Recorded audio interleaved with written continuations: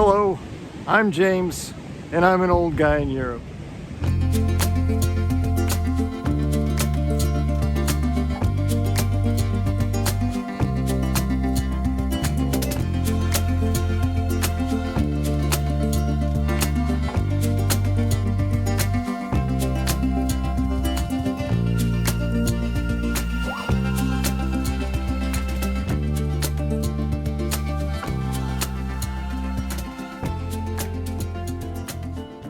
Hello, and welcome to another episode of An Old Guy in Europe.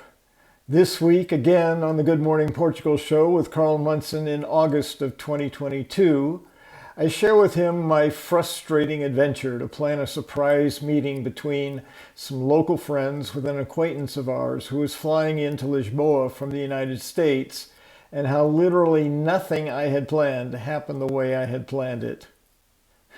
I also then describe my process for letting go of my attachments. So once again, I ask you to please sit back, relax, and enjoy.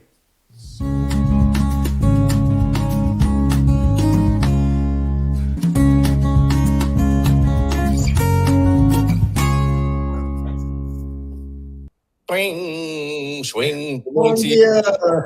How are you and your big Bifana this morning? No Bifana yet. That's a classic response. No Bifana yet. You know what I mean? Tudo bem? Como estás? Como vai, my friend? How are you? Tudo bem. Sim. That's what Philomena, she's so naughty, isn't she? So, Jay, the big question for you is, what's been on your mind, sir? Well, first I have to clarify. When I told you briefly that I had a story about last week, you said, "Oh, maybe we'll need more time." So yes. You're the one who has some more time. I thought, silly Carl. Yes. It's hard enough, isn't it? I'd ask you a simple question like, "What's on your mind?" And 25 minutes pass. We start talking about it with Gilda. You know, hence my slight hesitation when you want to tell me about what goes on in Lisbon. I mean, really, what goes on in Lisbon should stay in Lisbon, or should it not? Well, I won't go into all the tiny details about it, but I had a living experience last week of everything we've been talking about around.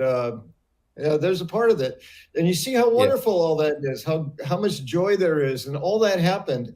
And I'll just say, I spent considerable time planning this get-together as a surprise to include Antonio and Nunu for Tony and Hank and Connie.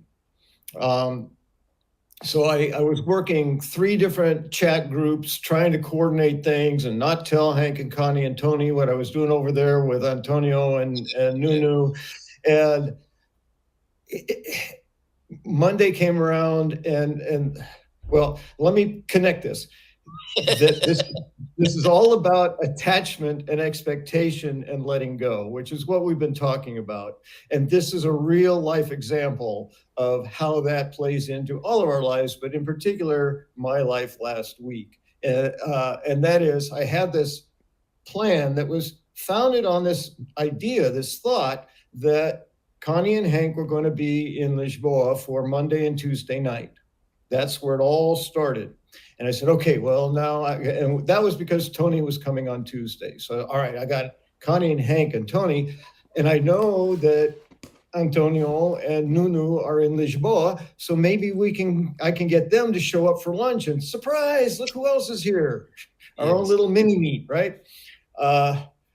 So all that preface, absolutely nothing, none of that plan came together as I had it planned. And yet all that joy occurred anyway, right? So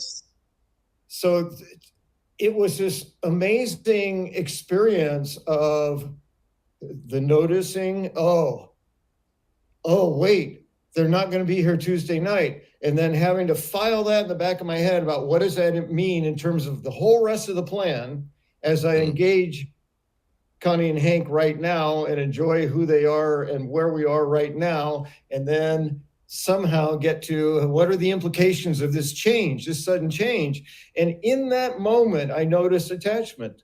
I noticed that I really wanted it to be Monday and Tuesday night. And I just found out it wasn't going to be, and Bink just a little hanging on to that, like, oh no, and then it's like, okay, can't do anything about that. Poof, put that away. And then immediately behind that was, well, I hadn't quite put away, a little bit of suffering, like, oh, disappointment. Oh, I really wanted that. Okay. And then Bink, put that away. I can't do anything with it. And then having to file it and postpone the processing of everything else so I could be in the moment with them. And then what I realized so often happens, what the technological term is, now I'm forgetting about letting it run in the background, right? Just letting it, let the program, So I thought I wasn't thinking about it. And then later this sort of solution or whatever occurred to me. So there's not a lot of it to that, except that not only Tuesday night didn't occur like I thought it was going to, and that turned out to be the result, because I had to go back and figure out, so I don't do this again, what happened? Where did that confusion come in? And it was a typo in one word in one message that changed my whole understanding of what was going on. So that in and of itself was quite revealing, because then there were assumptions that were made that I understood and I didn't understand. And we were talking as if we had understood what we were talking about. And we were talking about two different things, a whole bunch of that kind of stuff, which is a different thing about communication. But it started there. Then it was like, okay, Tony, on Tuesday, Connie and Hank are going to get their documents signed at the emissary. I'm going to the airport on Tuesday morning. Well, Tuesday morning, I got up and I checked Tony's flight status and it said canceled. So I'm like, wait a minute, he's on his way. He's somewhere between Boston and Portugal, I think in the Azores, on a flight that's been canceled. Okay, so what does that mean for Tony? What does that mean for me in the airport? What does that mean about me and Connie and Hank for the morning? Because he's not coming. And I kept track of that. Contacted him. He said, yeah, they put me on a TAP flight, but I'm not going to be there till 2. So he's supposed to be there at 10. So now there's a 4-hour difference that changes this whole thing around lunch. This whole lunch thing and who was going to make it and who wasn't going to make it. Now Tony's not going to be there for lunch. So again, attachment. Bing, Tony's supposed to be there. It's like, a little suffering in it. Oh, I really wanted this to work for Tony and all of us together. Then letting that go, moving on. All right, Tony's on and on and on until the bottom line on this, and I pointed this out to Connie and Hank as they were getting off the metro Tuesday night to go home. And I was headed with Tony to get him settled in back at Alfama, which is a whole other story. Now I know why Portuguese people don't want to drive to Alfama. I'd never been there. It's like, oh my goodness, this is worse than the streets of San Francisco because they're tiny and they're steep and it's just packed in. I said, now I understand why the Portuguese don't want to drive up there. Okay, I didn't know that till I got there, and I made I went up and down the Alfama Hills like 3 times because of the changes in the schedule. Sorry. Yes, no, I laughed at it too. So I got Tony settled in. But the last thing I pointed out to Connie and Hank as they were getting off the metro is nothing went according to the plan we had put together. We had a great time, and we had lunch at the zoo and coffee at the airport. Where we were going to go out to lunch in the middle of the day, this whole thing. So the bottom line, we had lunch at the zoo and coffee later at the airport. The shift in this whole schedule, João wasn't going to be able to make it, but because it went 4 hours later, he actually kind of surprised us anyway by joining us at the airport as we were trying to get Tony's luggage arranged because it didn't come with him on the plane. So I hope people are listening. We will be testing you on this. We will be testing. So what? It's really not about the details. It's just about this notion of we think we have it figured out. Oh, mate, yeah. Yeah. We get attached to things going the way we have it figured out. Oh, yeah. And in the face of absolutely nothing goes the way you had it planned, if you can let go, there's this wonderful experience that's sitting here right there for you to have. And Such an if you can uncomfortable just let parallel go for of me it. here. Yeah, well, you made a sound during that, which reminds me of my 3-year-old son, James, who at the moment, when things don't go quite according to his plans, he goes, ugh! And I think you did that during your description of what he does that a lot. I have pretty active toddlers going on inside too. Pair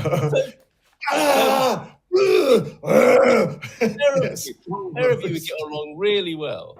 But the difference, obviously, between you and him is that you are working on this mechanism you've just described there. He's not so good at that little switch that you talked about of, oh, well, okay, I could let that go if I... No, he doesn't really do that at the moment. Yes. Quite the opposite. He doubles down. And sadly, it often ends in tears, which I suppose is the final illustration of the point you're making, right? Mm-hmm.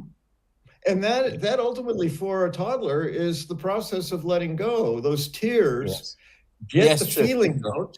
Yeah. The feeling is gone. Now they want a cookie. They're done. Yeah. Yes. Where as grown-ups, we hang on to, oh, it didn't go the way I wanted, and I've cried about it, but now I'm mad about it. And now I'm going to hang on to it for the next 3 weeks. Like, no, kids like, okay, let's play. They're done. Yeah. Well, and interestingly, if you hadn't gotten over yourself, as I think you American therapists say, maybe, it would have been interesting, wouldn't it? Tony and Hank and Connie to arrive in Lisbon and think, God, James seems so cheerful and of a sunny disposition when we see him on the show in the mornings. He's really grumpy in real life, and big. But no, they didn't get to experience that because you were able. Well, it takes much longer to describe it than just to get through it, right? So sure. Those moments are like yes. pretty much like that. I just notice, make a choice, let go, and then act on that. All right, Connie, Hank, great. I'm happy you're here. I'll figure the rest out later. And one of the ironies in there, right, to me as well, is that you would think, wouldn't you, as a retired person enjoying the best that life has to offer in Portugal, you wouldn't be subject to such challenges and difficulties. We moved away from all of that stress and hassle, didn't we? Which you could associate with certainly with working life, maybe extended family life possibly, and often people are moving away from those two things. But no, it's there to get you, isn't it? Or should I say? Yes. Well, I guess one potential conclusion is never try to plan anything fun. Then you'll never be disappointed. Yes, indeed. Yes, but that's what comes with the notion of planning, particularly if you're attempting a surprise that involves multiple people with multiple schedules. Those kinds of things are going to happen. Anyone who's been a tour guide will know about this. There are so many variables and so many things that go wrong, and the great tour guides go with that flow, don't they? Yeah, absolutely. And I don't do it a lot, so I don't have as much practice letting that kind of dynamic go. So for me, it was a great opportunity to practice. Well, you might get some invitations, James, now that you're so good at this, it would appear, and getting over it as well, that people might want you to organise a tour in Lisbon or other significant Portuguese cities. So James may well be available to organise such things and meet and create other riots of gumpers around the place. Well, thank you. Would you like to share this yourself this morning? Please, James, did you want me to shorten my slug names? Ha ha, very funny. Yes, go on. I just love toying with you with my names now. Yes, really. Yes, Will Rogers said, and I'll see if I can give him at least a little Midwestern twang. Oh, yes, go on. I'll bet you the time ain't far when a woman won't know any more than a man. I don't know. What am I supposed to be offended or enlightened by that? What does that mean? Will Rogers has this way. It took me a little while too, and Will Rogers will do that, but he's actually complimenting women. He's saying is women are much smarter than men right now, but maybe it won't be too long before they're as dumb as men. Well, and thanks to the slug for lowering everyone's blood pressure. How about that? I think that story was kind of raising people's blood pressure a little bit, but you came with the solution. So let's come back to that then. If you wouldn't mind summarising, because we're about to welcome Gilda onto the screen with us, James. The mechanism there, your plans, the best laid plans, were slipping away from you. It was going to be ruining your special surprise. You were about to melt down like my 3-year-old does and go, ugh! But you didn't. You did something else. What did you do? Well, to be clear, I did that mentally. I did make that sound in my head, but it all goes back to this practice. And it's been, you talk about your 3-year-old, it's like, all right, well, give him another 50 years. He'll probably be pretty good at it. Yeah. It took me at least that long to get it figured out. Well, hell yeah. Yeah. But for me, the simpler we can make it, I think the easier it is to access it and practice it. And with the practice, then it becomes your default, right? So I haven't defaulted to the point where the attachment just isn't there. And then the following tiny bit of suffering just isn't there. I don't know that we as humans can do that because we're reacting to something that's coming at us right now. Maybe we can't. Maybe that's mastery. But understanding that, the simplifying for me, it is always in the motto that I use again and again: notice, choose, and act. So notice, when I have a feeling, I notice it now because I've been practicing noticing. Oh, the tightness in the chest, or whatever it is. Notice that. It's like, what is that? Oh, that's my attachment. So immediate identification from familiarity. So notice it. Then from notice, what's my choice? Almost always my first choice is to breathe, because that's going to settle me down. That's going to slow the process down. That's going to allow me to get to a better place. So I notice, or I choose, breathe. Now act. Okay, what can I do about it? So almost always is, can I do anything about this? And if the answer is no, then it's an automatic. It becomes a flow chart. If no, discard. Or file. If no, throw away. If yes, deal with it. So this is an if no, off it goes. So that's, in that moment, for me, it's always the default. Notice, choose. Okay, can I do anything about it? No. Act, let it go. And it's momentary. It's very, very short. And the more you practice, the better you get. Or the alternative, go to the Alan Tay show for a holiday, because that really calms you down.